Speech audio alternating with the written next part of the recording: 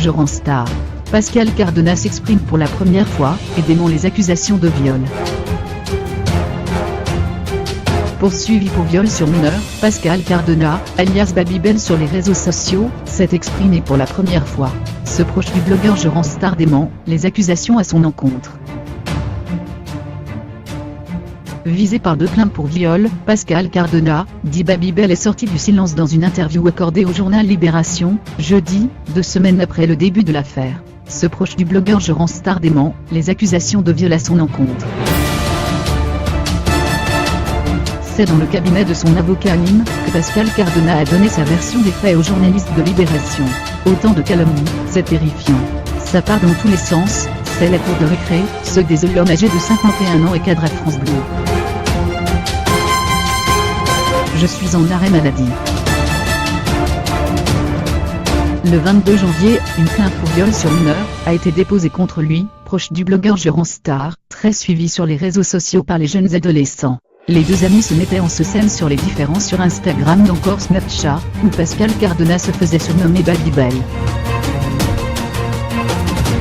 Le plaignant, un jeune étudiant, affirme avoir été abusé sexuellement, alors qu'il était mineur, par le Nîmois lors d'une soirée à laquelle participait Je rends star, qui s'est désolidarisé de son ami depuis le début de l'affaire.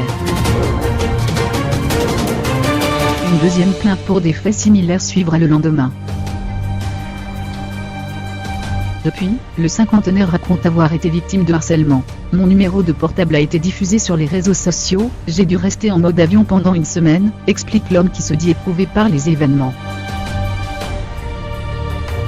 Je souffre de 3 pathologies graves, j'ai une invalidité de 80% et je suis en arrêt maladie jusqu'au 28 février. C'est une horreur, ce qui m'arrive. Des gens ont dit à mes nièces, alors, mon oncle est pédophile ? Ma vie sociale est détruite, ma vie professionnelle aussi. Ces jeunes veulent faire du buzz. Pour lui, ces jeunes veulent faire du buzz pour accroître leur notoriété et essaient de le faire chanter. Il assure d'ailleurs que les 2 jeunes, qui le poursuivent en justice, l'auraient contacté quelques jours avant de porter plainte. Le premier m'a envoyé un mail pour me proposer son aide, tandis que son ami lui aurait également envoyé un mail le 17 janvier, en me disant qu'il n'avait rien à me reprocher. Les faits incriminés se seraient déroulés, près d'1 an plus tôt, le 16 février 2016, dans la villa du cadre de France Bleu. Le plaignant raconte avoir été drogué avant de se réveiller dans le lit de Pascal Cardona, alors qu'il avait été conduit à plusieurs reprises. Mais le présumé assure qu'il n'était pas là. J'étais dans un hôtel à Argelès et j'en ai la preuve. J'étais un peu inconscient.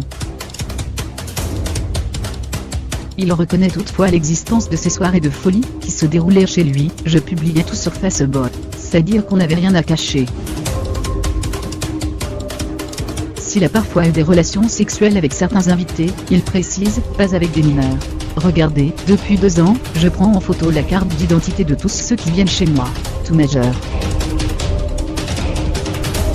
Il avoue s'être surexposé sur les réseaux sociaux. J'étais un peu inconscient, reconnaît-il. S'il se doutait que les choses pourraient mal tourner, il assure qu'il n'imaginait pas ce bazar-là.